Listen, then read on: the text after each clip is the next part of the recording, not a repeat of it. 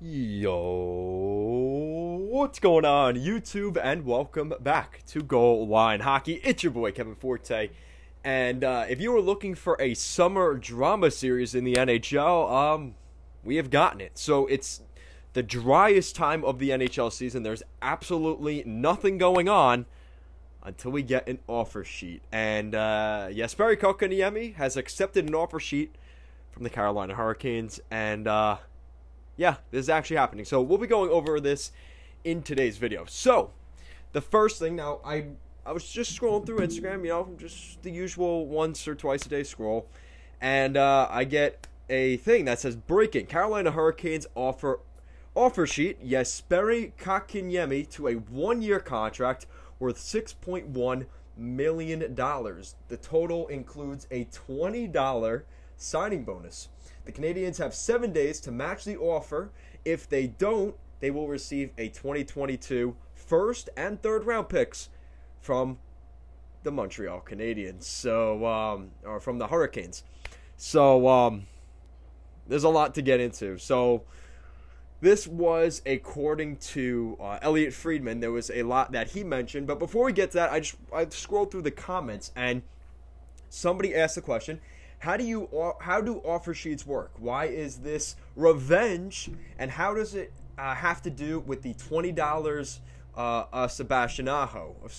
So you got to kind of figure out what this all is. So basically, it's 2 off seasons ago, the Habs placed an offer sheet on the Hurricanes restricted free agent Sebastian Aho, who is with the Carolina Hurricanes, as the Hurricanes matched it.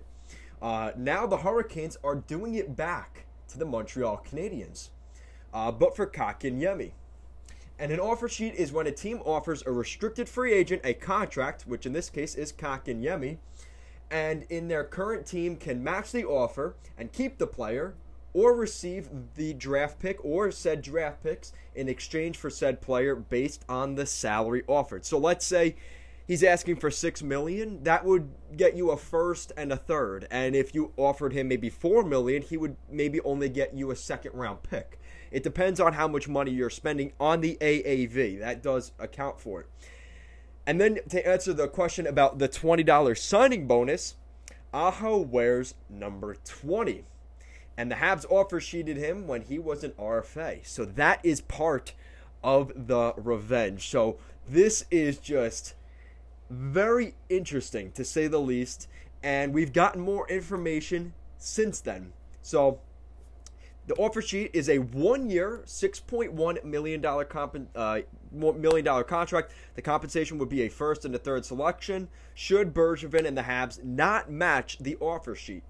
And then, obviously, for those who may have forgotten, the Canadiens submitted an offer sheet to Canadiens restricted free agent forward Sebastian Aho back in 2019, and it carried a very high signing bonus to maybe see if Tom Dundon, the owner, and maybe the management in Carolina would say, we don't want to give him that money, because the Carolina Hurricanes ownership has been known to be pretty stingy with contracts. So it's very interesting to see how that kind of played out. Now, this is according to Elliotte Friedman. This is what I wanted to get to. There's more of the meat and potatoes of this whole thing.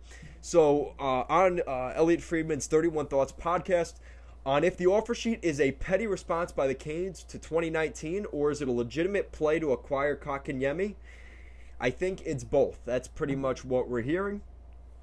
Carolina's been looking for a center, and I do believe they were talking to Montreal about Kotkaniemi and discussed the possibility of a trade.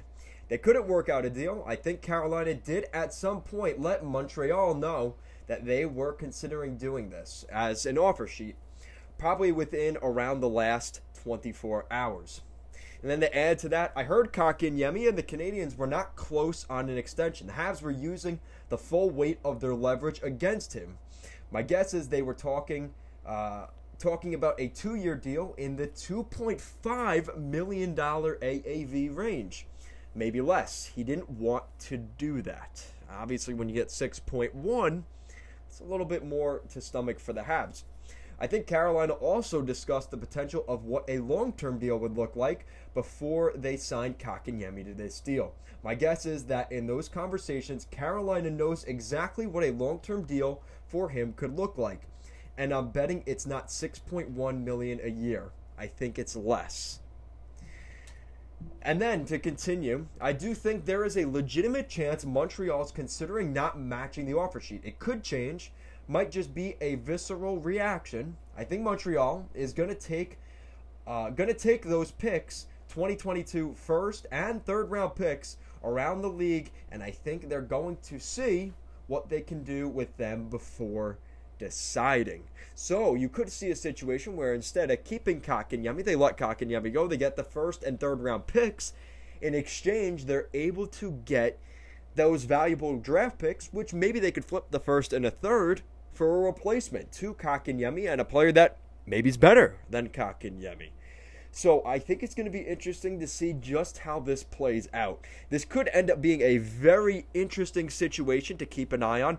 Now you have to remember, Carolina's cap space is now locked. $6.1 million of the Hurricanes' cap space is locked, and you can expect that to be for the next week. The reason that is the Canadiens now know that the Carolina Hurricanes cannot do anything. They have a roster freeze until this deal is done, which works out for the Habs because you use it to the extent and then you decide at that point whether you're going to keep him or use the draft picks and lose him. So the signing bonus is $20, like I mentioned, and the significance to that is Sebastian Aho's number 20 number, which he did sign an offer sheet with the Habs, but he ended up staying in Carolina as the Hurricanes had matched that offer. We've seen these before. We saw, what's his name? I forgot his name when he went to the Anaheim Ducks. Dustin Penner. Dustin Penner leaving the Edmonton Oilers, going to Anaheim. We've also seen this with guys like Ryan Suter, who signed a massive offer sheet that the Philadelphia Flyers had given. He signed an offer sheet with the Flyers, but the Nashville Predators had matched that offer sheet, and the Nashville Predators then had Shea Weber and Ryan Suter on very lucrative and expensive contracts, and it ended up being the downfall of that situation.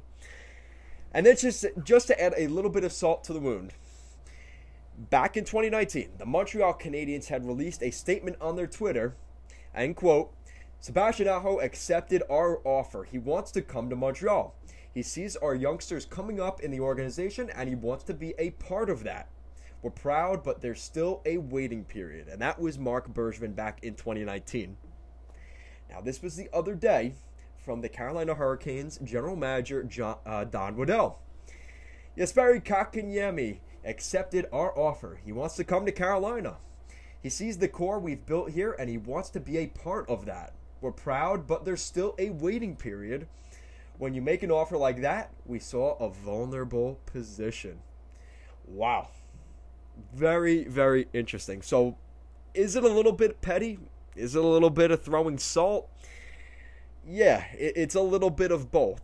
But I think there is legit interest from the Carolina Hurricanes. And I think they realize that, losing Dougie Hamilton this summer wasn't a great PR look. I mean, Dougie Hamilton was a very good player. They let him walk for nothing. And this could end up being a great summer for the Hurricanes. I mean, you look at some of their center depth. You have guys like Marty Necas who are continuing to move forward.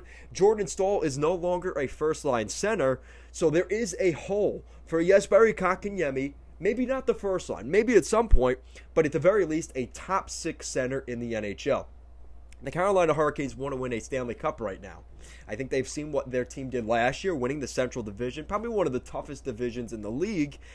And now you have a chance at Jesperi Kotkaniemi, who was a top 3 draft pick back in, was it 2017 or 2016? One of those drafts. Jesperi Kotkaniemi is still considered a young player.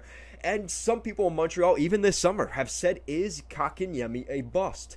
So we're going to find that out if the Carolina Hurricanes are able to get him. And if the Montreal Canadiens do see him as a bust. And this is kind of what happens when you throw out offer sheets. Everybody talks every year about, oh, well, they should throw an offer sheet. They should throw an offer sheet. They should throw an offer sheet. It comes back to bite you. You have to be really careful with offer sheets. And I know a couple years back, the Columbus Blue Jackets were looking at offer sheeting Mitch Marner from the Toronto Maple Leafs. And maybe that could have turned into something with this whole Zach Werenski and Seth Jones situation. That may have been interesting. Even Patrick Laine to some extent. So Let me know what you guys think in the comment section down below. Where do you think Jesperi Kotkaniemi will be in the lineup in the NHL? Will he stay in Montreal with the Canadiens, or will he be heading south to the Carolina Hurricanes if Marc Bergevin does not accept that offer sheet? Let me know down below. Guys, thank you so much for watching this video, and I'll see you guys next time.